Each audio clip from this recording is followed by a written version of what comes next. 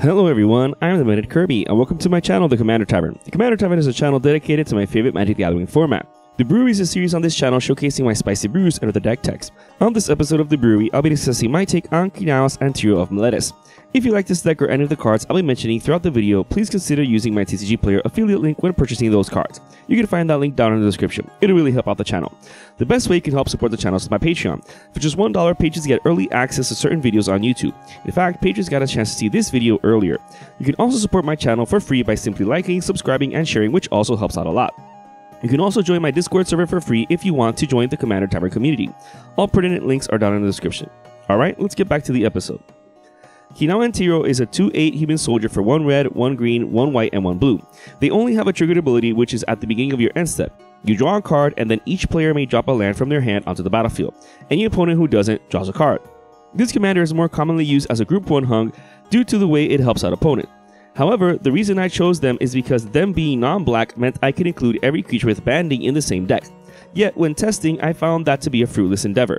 That being said, since the shell of the deck was already made, I decided to keep them as the commanders and also banding with them.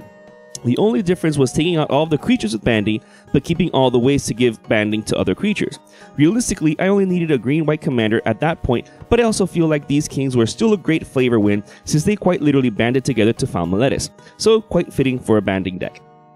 Before explaining the deck, let me take a quick moment to explain banding. There's 2 types of banding, good old plain banding and bands with. Bands with is just a more restrictive form of banding since it limits what creatures that creature can ban with. So let's see what banding does.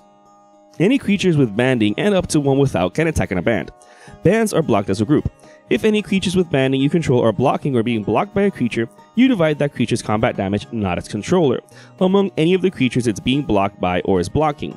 This might seem very complicated, but it honestly isn't. First, let's start with forming a band. Remember kids, always be wary of the drummer. In order to form a band of attackers, you must identify which creatures will form which bands when you declare attackers. Any amount of creatures with banding and up to 1 without can attack as a band. However, the creatures in the band don't gain other abilities unless stated otherwise. For example, if you attack with Camel, Nalathni Dragon, and Thalakos Sentry as a band, the Camel won't get Flying and Shadow, but the Camel gives itself and its bandmates prevention from damage done by desert-type lands. However, since a band behaves as a single creature, although it isn't, then the entire band can be blocked by a single creature that can block it. This means that this particular band doesn't need to be blocked with a flyer or a creature with shadow. Any creature can block it since it can block the Camel. This is the only downside of attacking with a band. However, there are other benefits of grouping creatures in a band, which I'll explain later. In order to block with a band, the same is done. However, blockers don't actually form a band. It's more like a group or collective than a band. They don't have that same sense of family like a true band has. Keep in mind that either way you can normally block a single creature with a group of creatures that all can block it anyways. The only difference is that to block with a quote-unquote band, only 1 creature in the blocking group needs to have banding. So you can add any number of creatures without banding in the same group so long as at least 1 of them has it. In the declare blocker step, you identify which creatures will be used to block with which attackers, and then you take into consideration which blockers have banding when the combat damage step comes. Now that we've seen how to form bands, let's see what happens during combat. Banding changes the rules of combat damage assignment. What this means is that it changes who decides how combat damage is assigned during the combat damage step. Since the attacker decides how combat is assigned to blockers, this doesn't change what happens when you attack. However, you get to choose how the defending creature assigns its combat damage amongst the creatures in the attacking band. This means that you can divide the damage in such a way to prevent any one creature from being killed in combat or whatever other things you want to do with that. However, if you block with creatures that formed a quote-unquote band, you decide how the attacking creature assigns its combat damage, not the opponent. For example, let's say an opponent attacks you with a Crawworm and you block it with Pikeman and Infernal Medusa. Since you're blocking the same creature with a creature with banding even though the other blocker doesn't have it, you can choose how the worm assigns its combat damage. So you can have it all deal its damage to the Pikeman in order for the Medusa to survive. However, since the worm was still blocked by the Medusa, it will get destroyed at end of combat. This is the essence of what my deck aims to do. Use banding as a means to facilitate combat hijinks that will floor your opponents. But we'll see that in a bit. Let's explain banding a bit further. Let's see what happens when your attacking band gets blocked by opponent. Let's suppose the other way around. Your Infernal Medusa Pikeman band, not a really catchy name for a band, I know, gets blocked by your opponent's Crawworm. The entire band gets blocked, but you choose how the worm assigns its combat damage. So you can have it all go to the pikemen even though the worm would deal more than enough damage to kill the pikemen and Medusa. But you can choose to have it all go to the pikemen because that's how banding works. And that's pretty much it.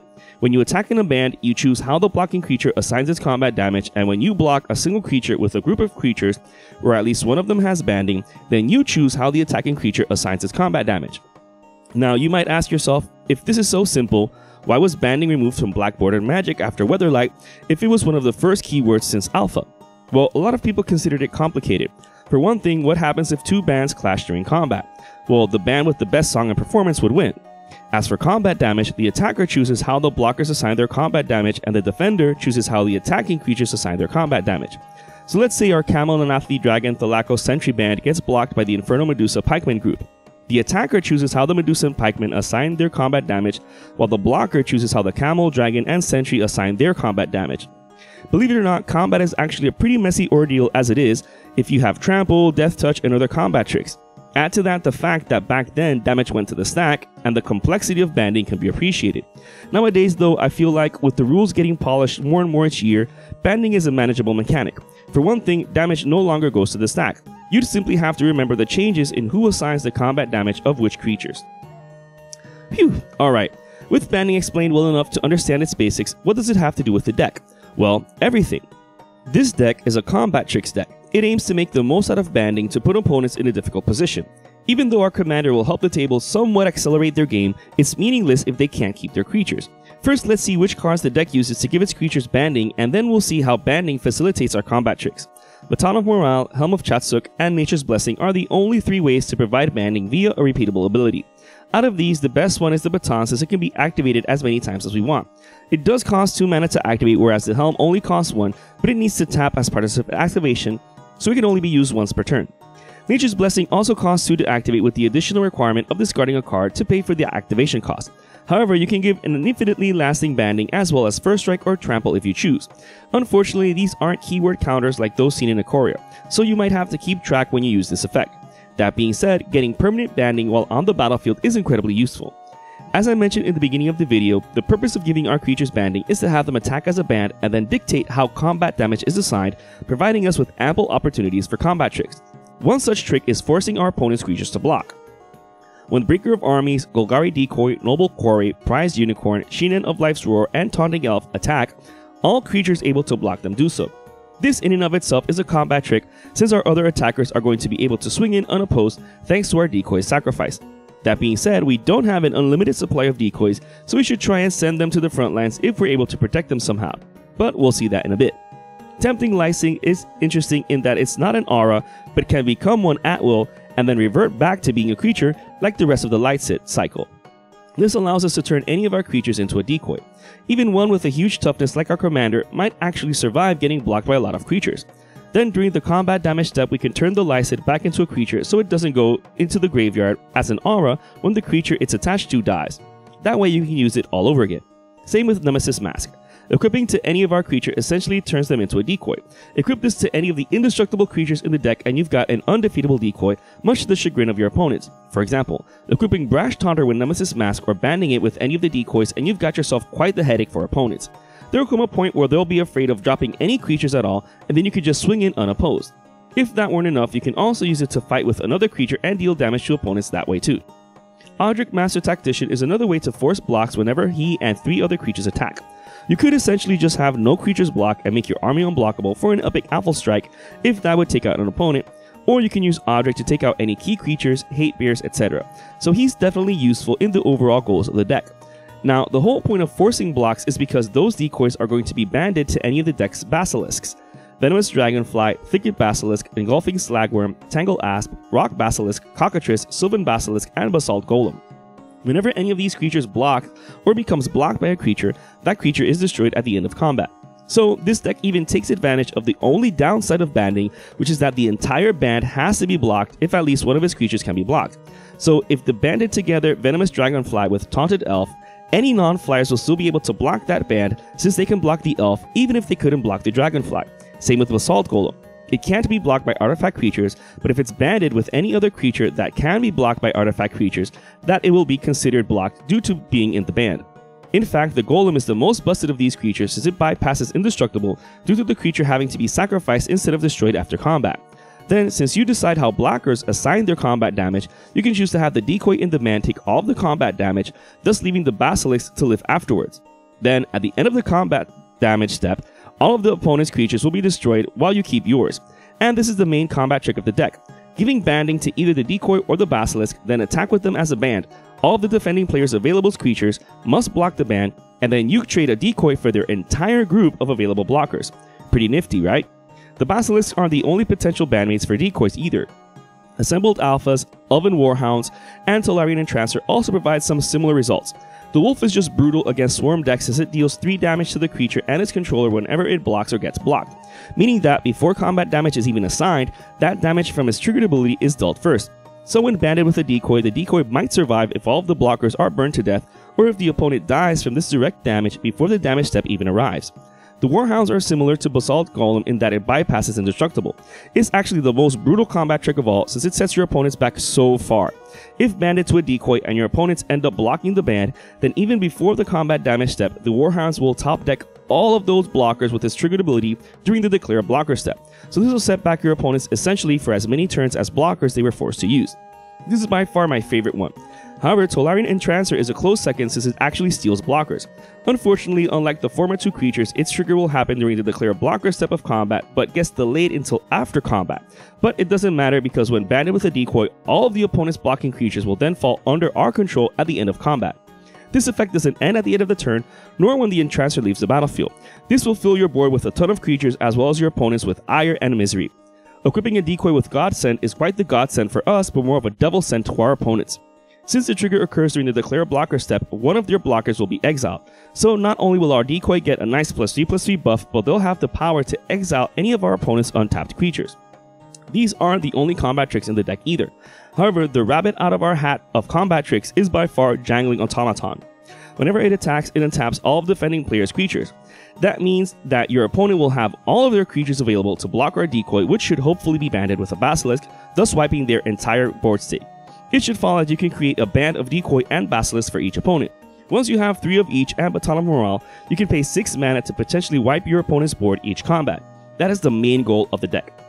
Both Nylea and Aron Frostfang gives all of our attacking creatures Death Touch, so if we attack with a large enough band, we can distribute the defending creature's combat damage in such a way to minimize losses, and then just 1 point of damage from our attackers is enough to kill it off. So a band of a lot of smaller creatures will be able to take down a much larger blocker, sometimes even without the Death Touch. As a bonus, the Frostfang has us draw a card whenever a creature we control deals combat damage. On its own, this is insane to fill our hand when attacking with a decoy. The decoy will get blocked while the other creatures get through. Definitely an amazing synergy. Nylea, God of the Hunt, is also included in order to give our creatures trample. Combined with either the bow or the Frostfang, and all of our attackers will have their combat damage go through. Having Death Touch and trample means that just 1 point of damage is lethal, so the rollover damage is dealt to our opponent's face. She also serves as a mana sink to pump a creature until end of turn. However, that pump might not be enough to protect our decoys or other creatures. This is the main part of our game plan, which is why the deck is running Leery Fogbeast, Loyal Unicorn, Runetail, Kitsune Ascendant, Iroha's God of Victory, and Dulman Gate. If Leery Fogbeast attacks in a band with a decoy and a basilisk, then the decoy doesn't take any combat damage. In fact, no creatures do. However, the basilisk's ability isn't tied to combat damage, but from being blocked. So at the end of combat, any and all creatures blocking that band will get destroyed per their delayed trigger. So this is a way to protect our decoy. The Unicorn, the Gate, Iroha's, and Runetail's essence straight up prevents all damage that would be dealt to our creatures. Iroha's and the Gate only prevent that damage from our attacking creatures, but that's when it matters for all effects and purposes. These effects are super important in order to ensure our attacking bands survive combat while our opponents don't. We can also protect our decoys by blinking them. Emil the Blessed, Eldrazi Displacer, and Miss Meadow Witch can protect any of our creatures from combat damage, spot removal, targeted effects, etc., all without being needed to tap. So with enough mana, we should be able to protect our key creatures. The deck is heavy with creatures, so they all serve for overall protection. We also run conventional protective spells like Heroic Intervention, Boros Charm, Flawless Maneuver, and Teferi's Protection, which don't really need any further explanation than the deck is creature heavy and reliant on our creatures, so we have to protect them. That being said, apart from Flawless Maneuver, the other 3 protect our other permanents too, which include the 3 that give banding, which is very important. I did experiment with Maskwood Nexus and Fortified Area giving banding to all of my creatures, since the Nexus makes them all be walls as well, but that was way more fragile.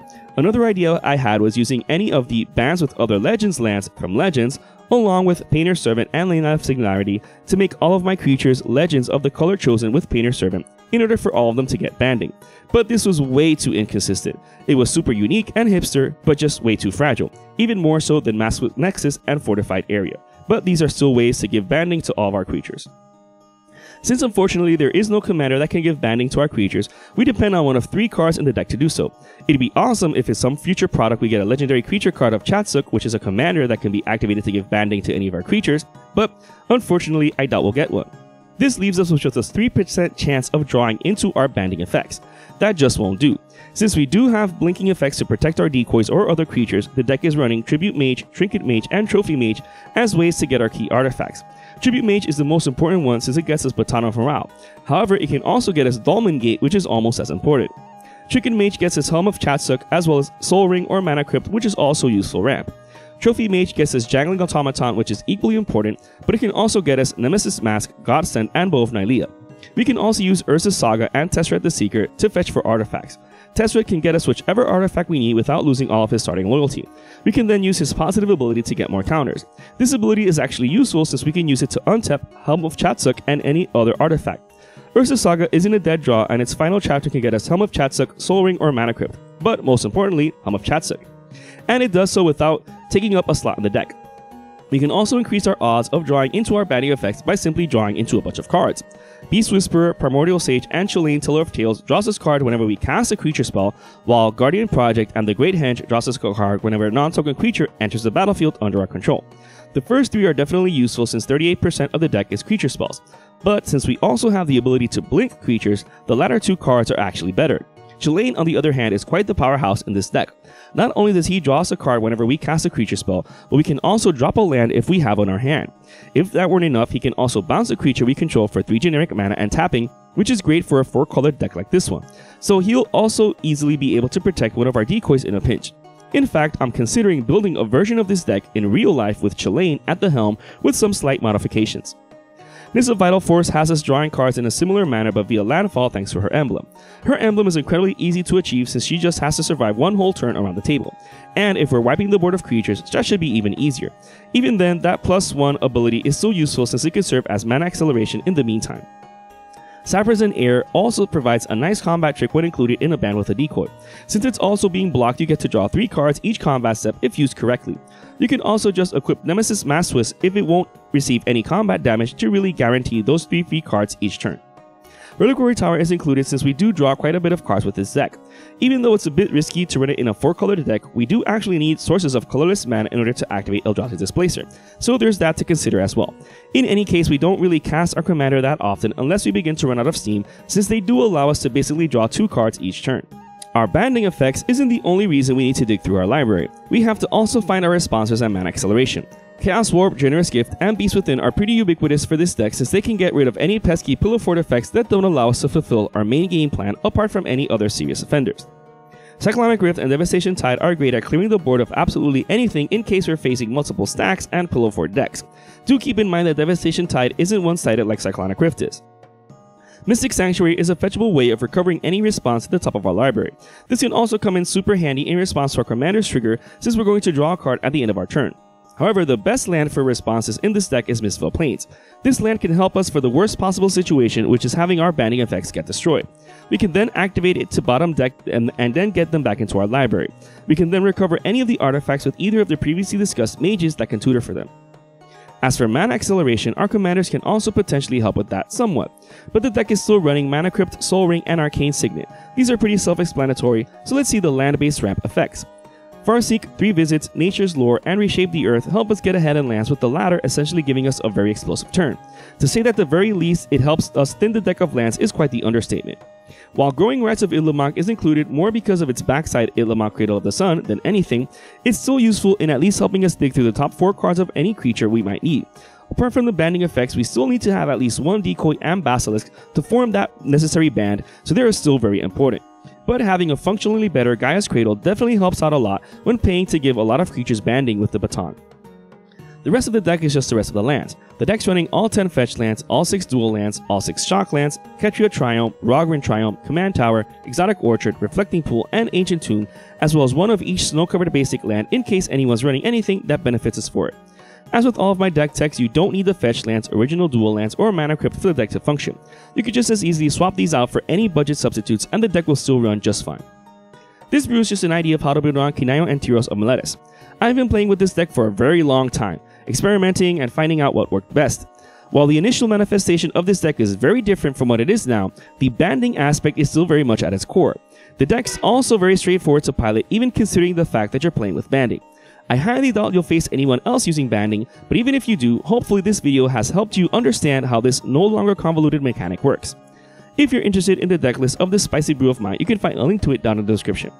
I would like to thank all my patrons for supporting me, and a quick shout out to all my higher tier patrons, the brewers, for their patronage. I'd also like to thank anyone using my TCG Player affiliate link. That also helps out the channel. And to everyone, thanks for watching this episode of The Brewery on the Commander Tavern. I am the Medic Kirby, and happy brewing.